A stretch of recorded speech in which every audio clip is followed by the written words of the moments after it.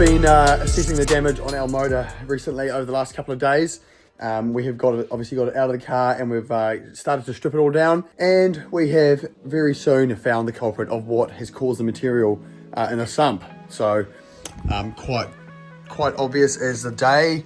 Number 4 main bearing, I believe, has the thrust washer on it, and what do you know, that is definitely what has caused us to get a bit of shit in the sump. So my prediction was pretty much as true as I thought it was.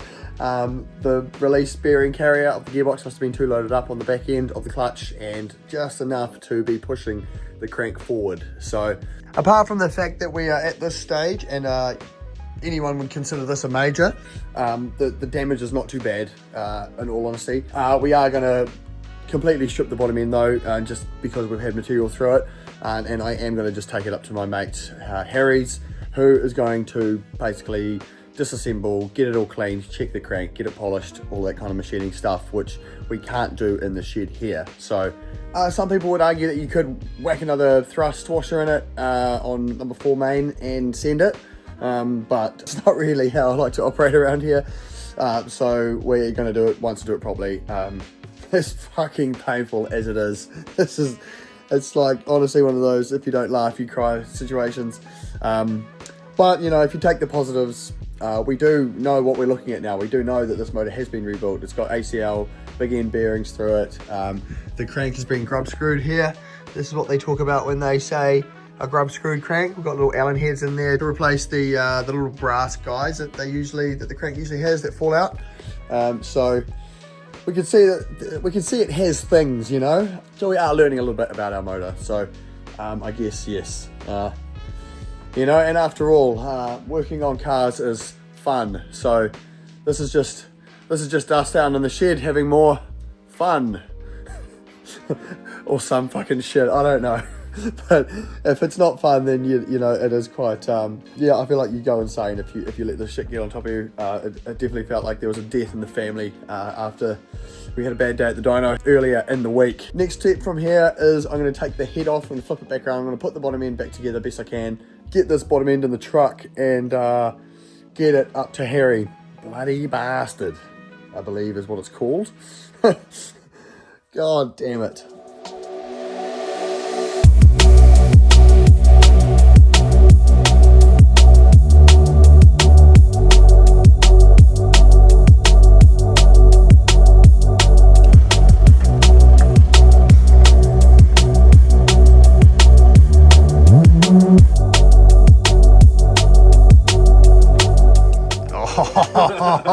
Knows the way to my heart. What a service.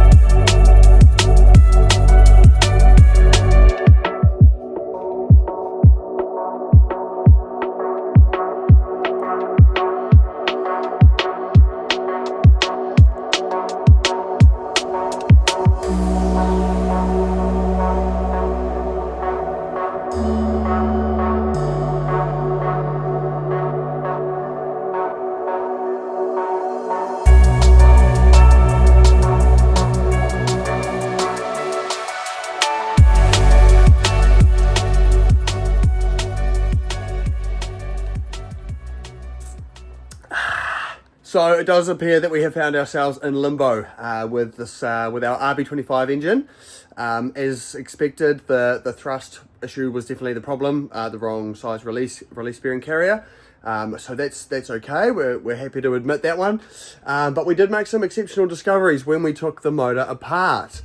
All of which being that the block had no dowels in it. Now this presents a very interesting set of problems if gone on for too long, and can definitely cause a bunch of major failures down the track, which it looks like this quite possibly could have happened.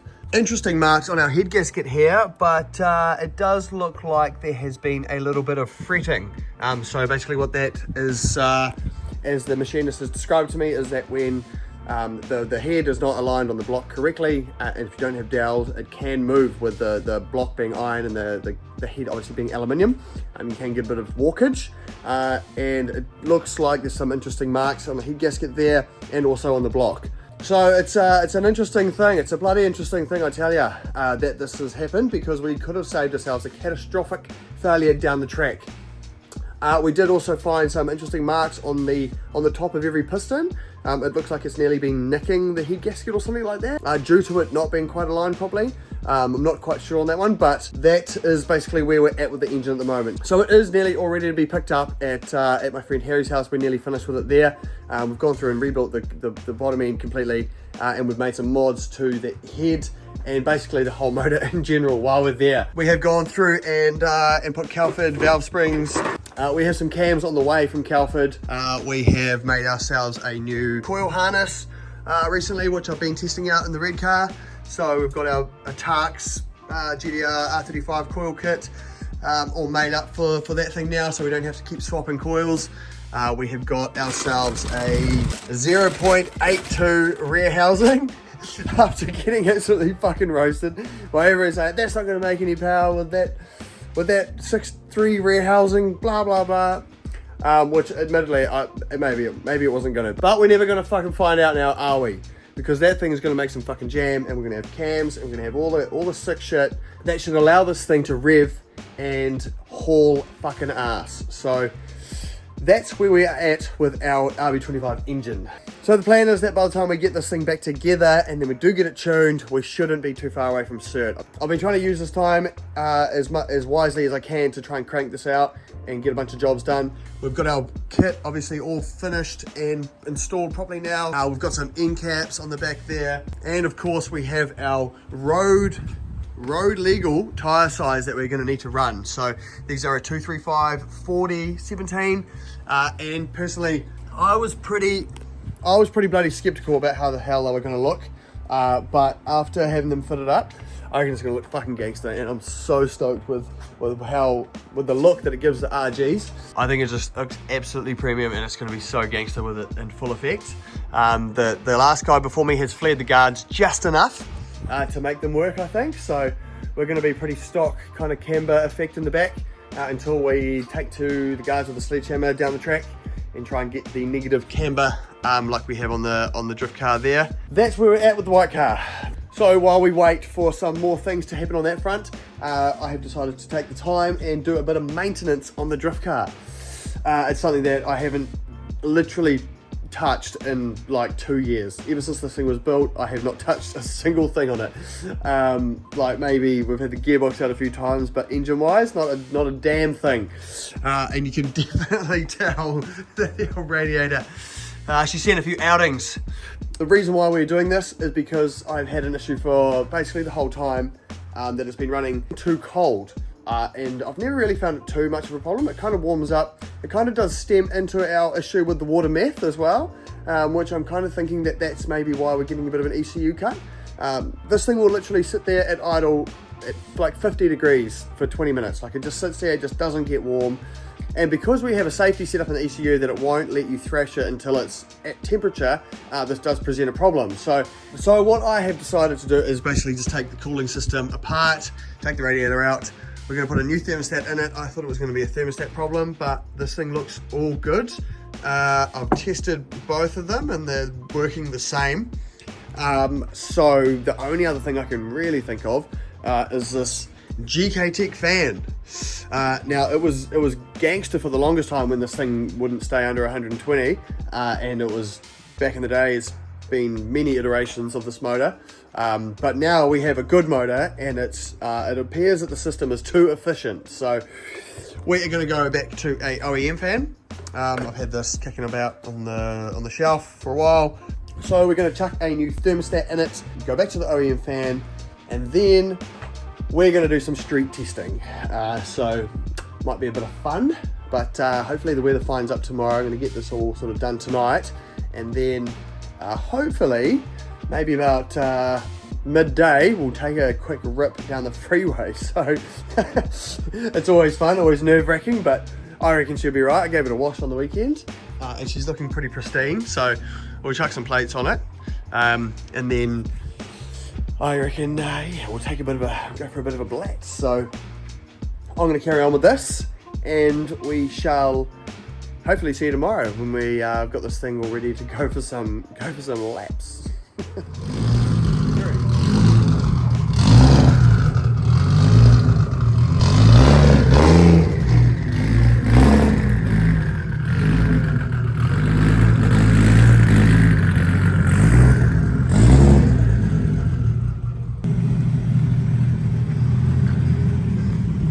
All right, we're prepared for our mission. We've got this thing looking as presentable as possible. I always forget how well it scrubs up. Like, you know, it's not even that bad. You could easily pass. It's just being a normal car on the road, surely. And apart from being a bit low, it's not like obviously track car, I feel like. Let's bloody get it. The whole neighbourhood should know what I'm up to by now.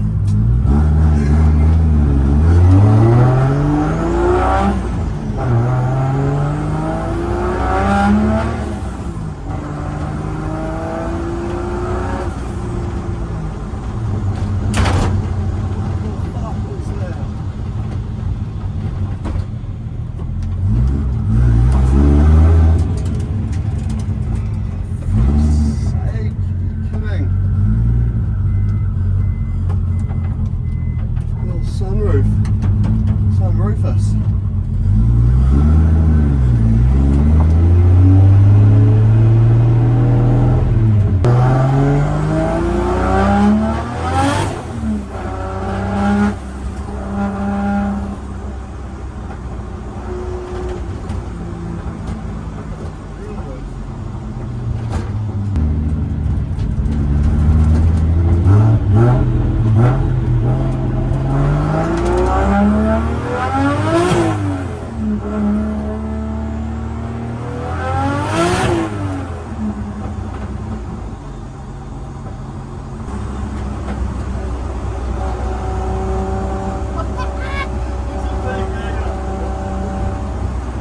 Gone this way before. Oh fuck.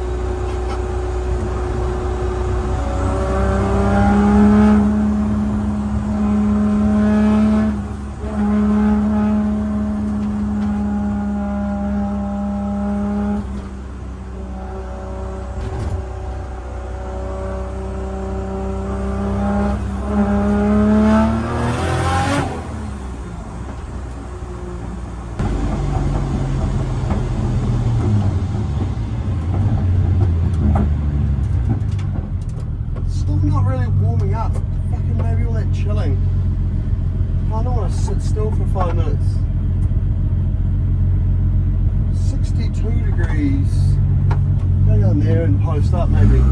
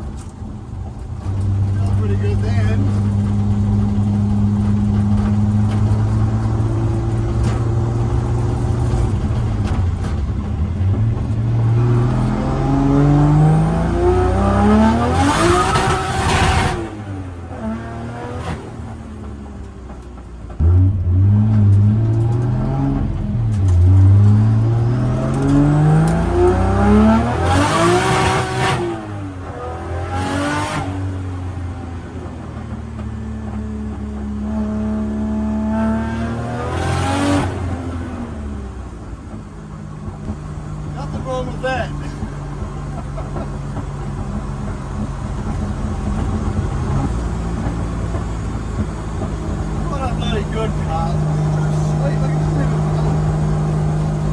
Crazy how good this thing actually drives.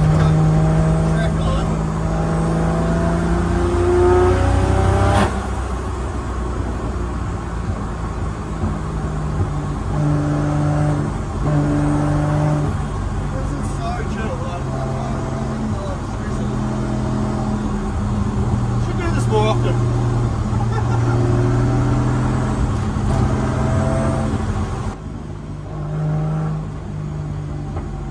Oh no, traffic lights. Fuck.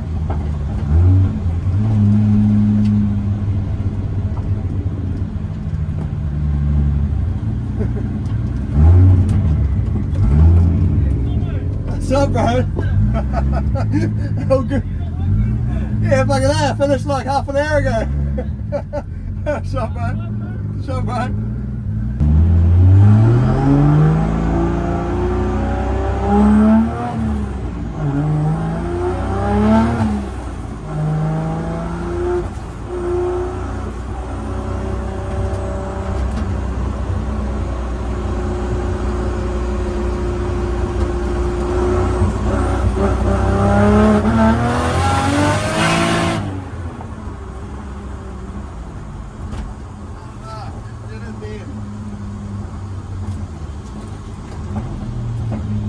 Did it that time. Fateful water meth bloody thing.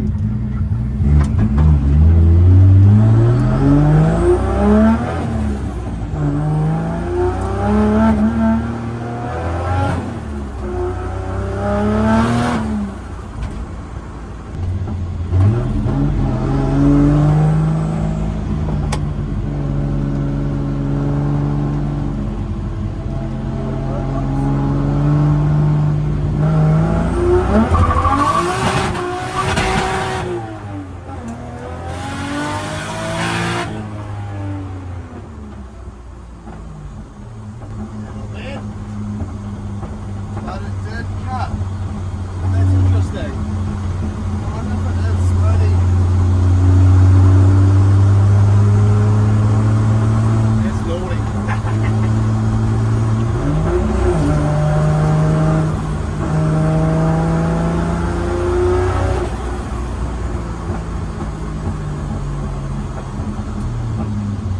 Some fucking photos, I reckon.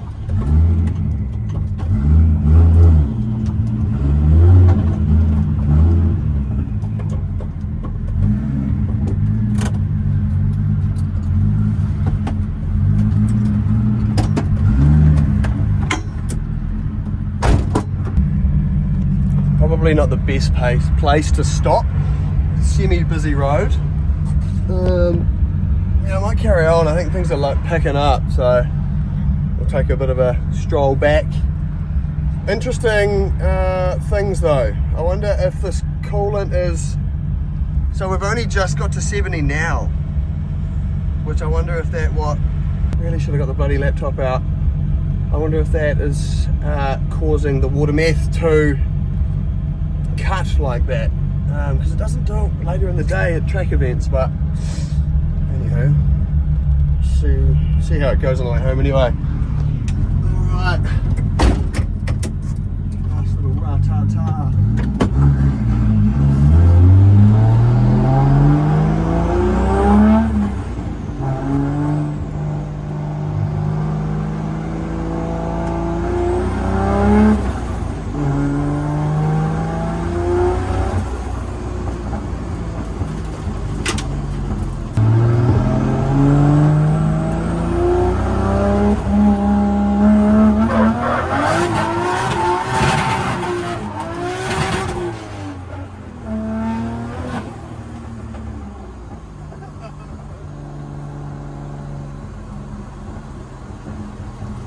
Kind of win.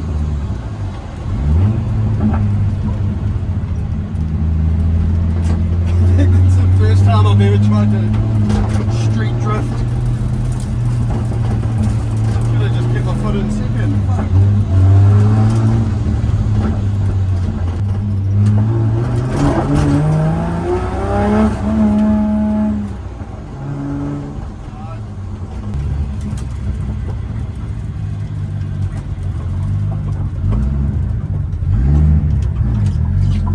That was fucking sick. Oh my god, that's gonna be the biggest street drive I've ever done in this thing since it's been like this. Oh, I might do that again sometime. That's bloody good. Fantastic.